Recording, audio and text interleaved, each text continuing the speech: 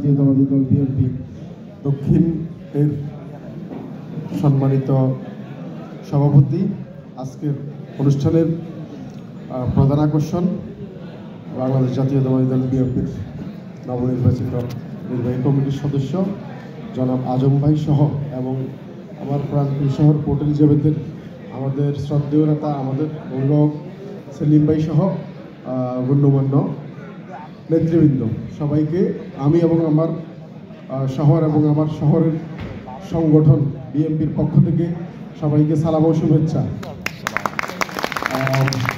আসলে আমরা সবাই খুবই আনন্দিত এই জন্য যে আমরা জনাব আজম খান সাহেব আজম ভাইয়ের মতো একজন লোককে আমাদের অভিভাবক হিসেবে পেয়েছি।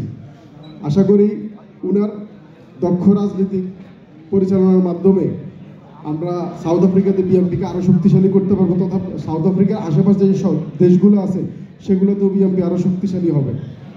এই বলে আমি আমার বক্তব্য এখানে শেষ করলাম। বাংলাদেশ জাতীয়তাবাদী দল বিএনপি জিন্দাবাদ। অমর হোক দেশ নেত্রী এবং খালেদা জিয়ার সুস্থতা কামনায় সবার কাছে দোয়ার অনুরোধ রইল। আসসালামু আলাইকুম।